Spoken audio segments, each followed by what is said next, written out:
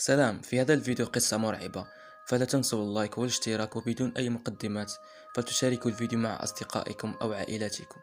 المهم، في السعودية كان شاب اسمه إسماعيل شاب يدرس في الثانوية. وفي أحد المرات وعده أبوه بأن يشتري له كمبيوتر قوي وأحسن ما يوجد في السوق. مرت الأيام وإسماعيل يراجع لامتحاناته حتى وصل اليوم الذي سيرى فيه هل نجح أم لا. وفي الأخير ولسوء الحظ إسماعيل رسب. إسماعيل لم يتوقعها أبدا، ودخل في اكتئاب. ومرت الأيام وبدأ يسمع صراخ أمه في كل يوم في المطبخ، حتى استيقظ من نومه واكتشف أنه مجرد حلم، يعني أن تلك النتيجة والأيام التي مرت كانت مجرد أحلام. إسماعيل من قوة الفرحة ذهب إلى الثانوية لكي يرى النتيجة، وكانت على وجهه ملامح الخوف حتى رأى اسمه على لائحة الناجحين، واحتفل هو وأصدقائه.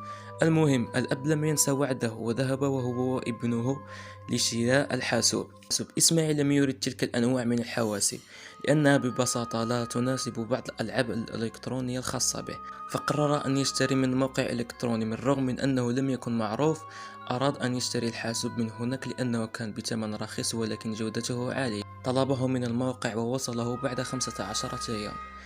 بينما وهو سعيد يلعب في جميع الألعاب التي كان يحلم بها، قرر أن يتصفح بعض الملفات الموجودة فيه، حتى رأى شيئا غريبا في بعض الملفات. هذه الملفات ستكون سببا في انقلاب حياته رأسا على عقب وإلى الأبد. وجد عبارات مكتوبة بلغات قديمة وغير مفهومة، ورأى جميع الملفات حتى وصل إلى آخر ملف مكتوب عليه استمر باللغة الإنجليزية. إسماعيل لم يتجرأ أبدا على الدخول. مرت الأيام وقرر والدي إسماعيل السفر. إسماعيل لم يرد لأنه ببساطة أيضا كان يريد اللعب بالكمبيوتر. بقي الشاب لوحده في المنزل، وعزم أصدقائه إلى البيت، ووافق أصدقائه بالطبع. المهم، ذهب الولد للمطبخ لجلب الأكل وبعض المشروبات الغازية. إسماعيل شعر بدوار وبخوف شديد أكثر من الأولى. دخل أصدقائه إلى تلك الملفات ووصلوا إلى الأخير وضغطوا على الرابط. إسماعيل صرخ بشكل مرعب جدا حتى أغمي عليه وسقط في الأرض، وكل هذا كان مجرد تخيل في عقله. شعر بشيء باتجاه ذلك الملف وهو يفكر لدقائق معدودة، حتى نادوه أصدقائه ودخل للغرفة. وبينما هم يتناولون الطعام، قرر أحد الشباب أن يلعبوا لعبة كمبيوتر، والخاسر سيحكم عليه بشيء ما. وبدأوا في اللعب حتى وصل دور إسماعيل ولم ينجح في اللعب. خسر وطلب من أصدقائه أن يدخلوا الملفات ليروا ماذا يوجد فيها. حتى رأوا كل ووصلوا إلى الأخير وأرادوا الدخول له والاستمرار. إسماعيل رفض ذلك تماما. وبعد ساعات وافق إسماعيل، ووصلت ساعة الحسم والاكتشاف. ضغط إسماعيل على استمر، وانطفأت جميع أضواء البيت إلا الحاسوب. الشباب لم يفهموا ولا شيء، شعروا برعب شديد. ظهرت على شاشة الحاسوب شاشة حمراء، وفيها عداد يعد إلى 10 دقائق، مكتوب تحتها انتظر لا تخف بالإنجليزية. وبعد أن مرت الدقائق وظهرت في الشاشة شخصية تشبه سوبر ماريو. ولقد كانت لعبة، وبدأوا في اللعب حتى وصلوا للنهاية لأنها لم تكن طويلة، ونجحوا في المرحلة الأولى. في المرحلة الثانية كانت عبارة عن أسئلة كثيرة. تقدم الأولاد في الأسئلة حتى وصلوا إلى كم يوجد من شخص في الغرفة. كان إسماعيل وأصدقائه 5 أشخاص، وجاوب ب5، وتفاجأ بأن الجواب وتم إرسال رسالة في جميع جيميلات الشباب الذي كانوا معه. رسالة مكتوب عليها أعيد الحساب.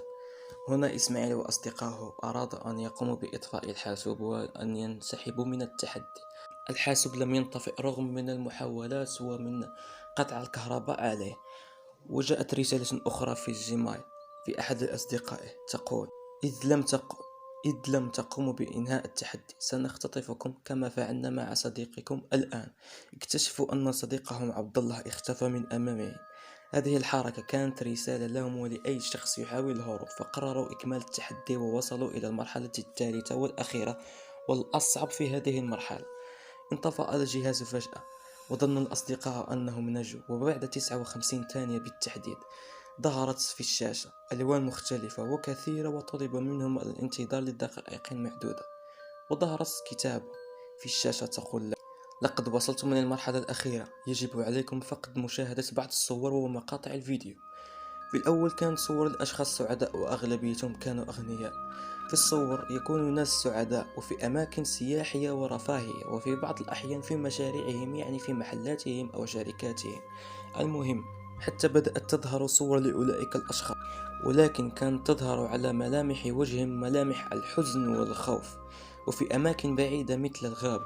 ووصلت دور مقاطع الفيديو التي كانت أكفس وأغرب ما رأوه في حياتهم. كانت مقاطع للتعذيب والذبح والتجارب واغتصاب، كانت أشياء لا يستطيع الإنسان مشاهدتها.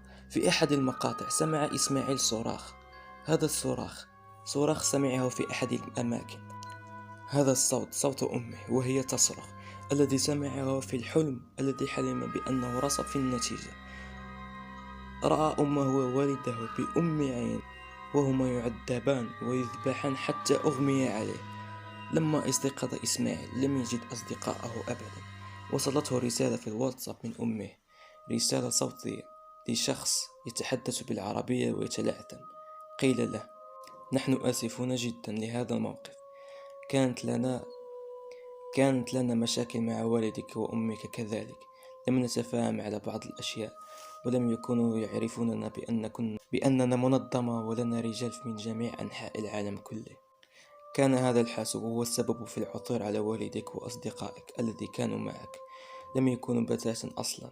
لقد كنت تحت مخدر جعلك تتخيل أصدقائك عن طريق رائحة كانت في الحاسوب. نتمنى أن تكون بخير. إسماعيل في الحقيقة كان ابن لرجل غني وثري جدا، وهو كان بائع مجوهرات في السعودية، وكان له متجر في الإمارات، وبالتحديد في مدينة أبو ظبي. وأمه كذلك كانت لها بعض 3 مطاعم كبيرة وصالون تجميل للنساء.